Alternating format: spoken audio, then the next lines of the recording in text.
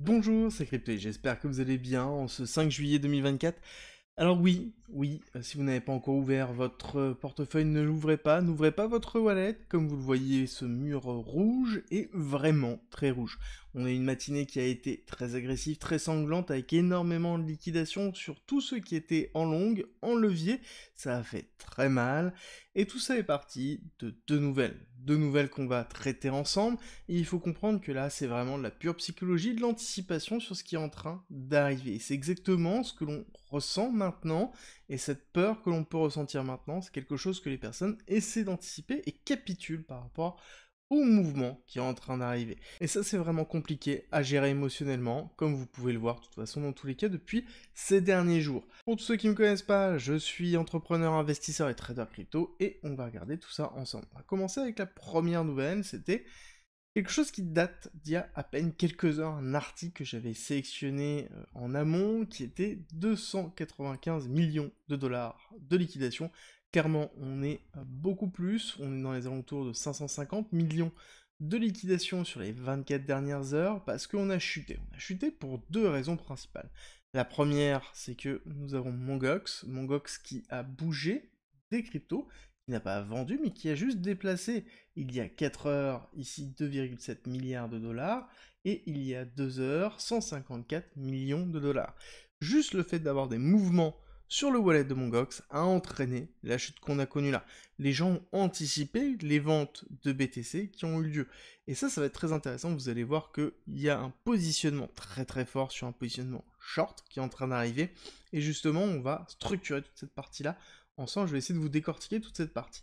Ce qui est important de comprendre, c'est que Mongox, forcément, c'est un exchange qui a été hacké il y a plus de 10 ans et qui est en train de... Enfin, qui est pas en train, qui a acté, qui a décidé, qui a noté, qui a informé tout le monde qu'ils allaient redistribuer les BTC qui leur restaient, 141 000 BTC, et forcément que ça allait avoir lieu en juillet. Donc, nouvelle qui a fait excessivement mal, et forcément les personnes essaient de timer cette partie-là pour voir comment ça va se dérouler. Et ça impacte énormément le marché. Dès qu'on voit qu'il y a un mouvement sur Mongox, les personnes sont en train de se positionner, sont en train d'anticiper ce mouvement-là.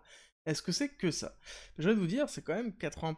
Mais il n'y a pas que ça, il y a aussi d'autres mouvements qui arrivent, notamment ceux du gouvernement allemand, dans lequel ils ont commencé à bouger leur BTC, parce que beaucoup de BTC, plus de 50 000, forcément ça a un impact réellement fort, et là-dessus ce qui est intéressant c'est qu'on a Justinson qui s'est placé en disant vous inquiétez pas, je vous achète vos BTC pour éviter d'impacter le marché. Bref, il a fait du Justinson habituel, c'est un personnage qui aime beaucoup faire ça, et généralement il y a très peu de choses qui se passent. Clairement, ce qui s'est passé depuis quelques jours, c'est le gouvernement allemand qui vend une partie de ses BTC, 52 millions, 172 millions, et ça n'arrête pas, et a priori il y a encore énormément de BTC qui risquent d'être vendus par la suite, et donc il va falloir surveiller ce qui est en train de se passer. Clairement, le marché est en train de se concentrer sur ça, et absolument pas en train de se concentrer sur la macro. La macro est stable, voire même pousse un petit peu, on voit qu'on a quelque chose qui est plutôt cohérent, donc ce n'est pas la macro.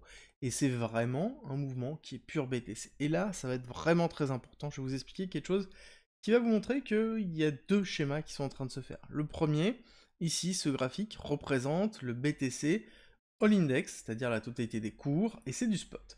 Nous sommes dans les 54 300, et surtout, nous avons atteint notre objectif 1, et nous avons racheté une partie de cette mèche-là. Très très important de noter, nous avons racheté une partie de cette mèche-là.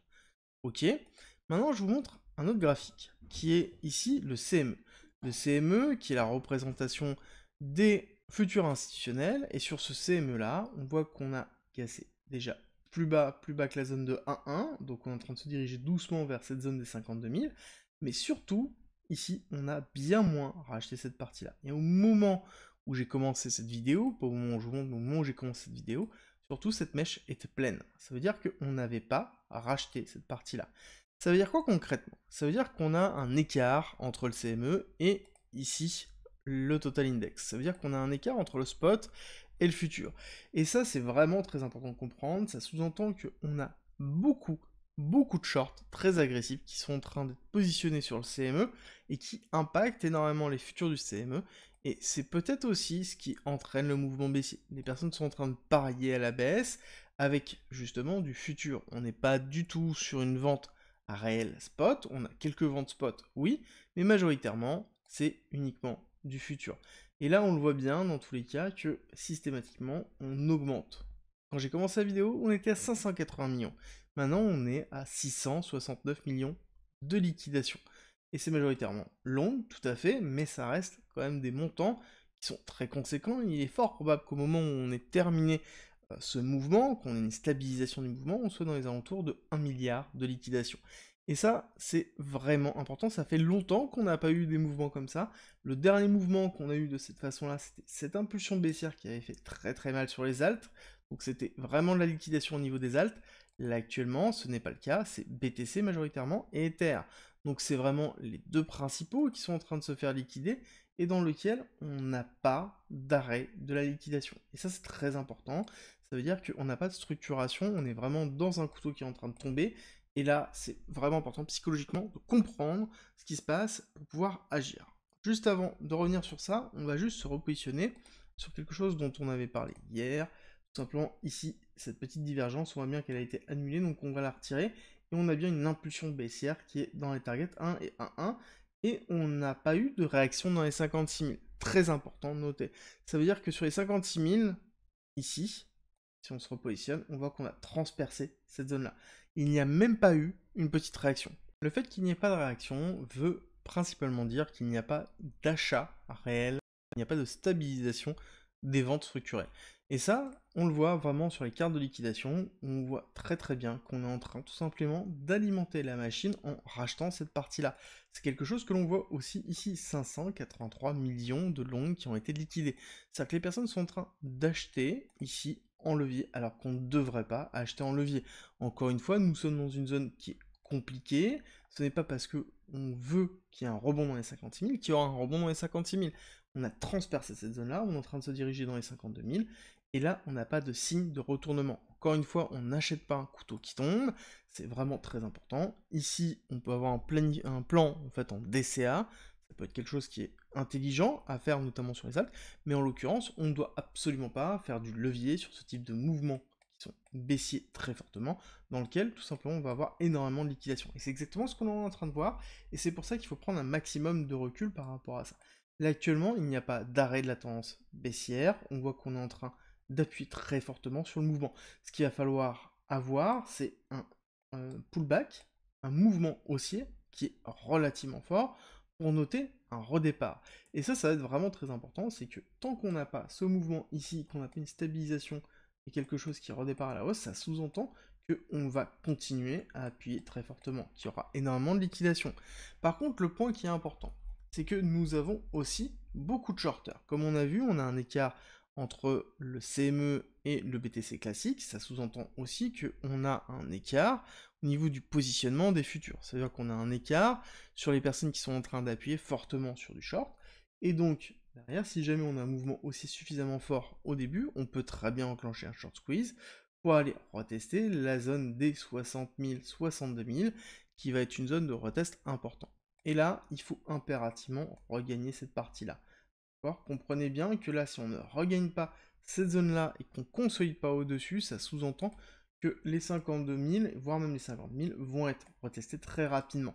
Et donc là, ça sous-entend aussi que si on n'a pas de réaction haussière dans cette partie-là, ça veut dire qu'on ira chercher des targets beaucoup plus basses, on en rediscutera au moment venu, mais en tout cas, ce qui est sûr et certain, c'est qu'il faut impérativement qu'on regagne les 60-62 et qu'on stabilise au-dessus pour se dire qu'on repart à la hausse. Ici, c'est plus une zone de retest, baissier. Encore une fois, on en est très loin parce que nous avons un mouvement qui est 100% baissier et dans lequel nous n'avons pas signe d'un retournement de ce côté-là. Mais clairement, qu'est-ce qui s'est passé au niveau des alts? Parce que ça, c'est très important de voir justement le positionnement des alts. Est-ce que notre Total 3, qui représente l'ensemble des alts quand on retire BTC et Ethereum, souffre autant? J'ai envie de vous dire qu'on souffre moins que prévu, moins qu'on aurait dû si on n'avait pas déjà fait un premier nettoyage qui était très conséquent. Mais encore une fois, c'est pareil, on n'a pas de retournement qui a lieu. On voit bien que le momentum n'est pas en train de s'invalider, on est en train de travailler le support qu'on avait défini, qui est un support très important, le 786 aussi. Donc là, pour moi, c'est vraiment une très bonne zone pour avoir un rebond qui, ici, indiquerait aussi potentiellement que BTC devrait arrêter et se stabiliser.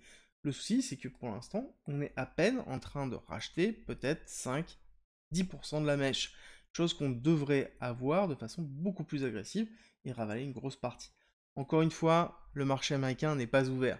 Encore une fois, le marché américain, quand il va ouvrir à 14h30, pourrait invalider toute cette partie-là, voire même renforcer cette chute. Alors oui, ça pourrait être vu comme une opportunité avec des soldes, tout à fait, mais il faut prendre en considération que là, le mouvement baissier que l'on a est vraiment très marqué, est vraiment très marqué, et donc pour moi, il vaut mieux attendre, structurer quelque chose au niveau technique, où on peut se dire qu'on va avoir ici un positionnement qui pourrait être suffisamment intéressant, avec un redépart aussi. Là, actuellement, ce n'est pas le cas, et donc, il faut faire attention à ce type de positionnement. DCA, oui. Levier, non. Ne vous faites pas liquider maintenant. C'est vraiment très important. La liquidation, ça veut dire aussi une perte de votre capital. La perte de votre capital veut dire l'incapacité de pouvoir investir par la suite. Vous perdez tout le potentiel du bull run qui est en train de se préparer. Parce que oui, on est en train de chuter, mais ça ne veut pas dire que le mouvement ici total, le mouvement haussier que l'on a connu, quelque chose qui est excessivement bull, et même on va se mettre potentiellement sur le total index, on va se positionner en mois pour bien voir ce qui est en train de se passer, et vous allez voir qu'on reste quand même majoritairement bull, ça ne change rien. On va même se mettre en logarithmique, en automatique, pour bien voir que nous sommes dans une phase de consolidation. Après le halving, le momentum haussier est toujours bien présent et n'a pas changé. Ce n'est pas parce que nous avons ici une attaque baissière qui est très forte, avec des liquidations très fortes, que ça a changé. Encore une fois, nous sommes début juillet, il va falloir être patient, il va falloir surtout, comme je vous l'ai dit, être préparé à avoir tort et pouvoir réagir sur des opportunités qui sont comme celles que l'on connaît aujourd'hui, que l'on peut connaître encore dans cette fin de journée. Parce que oui, je vous rappelle que nous sommes vendredi, et que comme tout vendredi sur la macro actuellement, nous avons une chute du Nasdaq et du S&P 500, donc on pourrait très bien avoir une accélération baissière si jamais on n'a pas de retournement de situation au niveau du BTC, encore une fois. Et c'est pour ça qu'il va falloir se préparer, et que ça risque d'être une journée qui risque d'être vraiment très rouge. J'espère que cette vidéo vous a aidé. Si c'est le cas, n'oubliez pas, likez, partagez, surtout à ceux à qui ça pourrait aider, et abonnez-vous si ce n'est pas déjà fait, et on se retrouve très vite pour une nouvelle vidéo.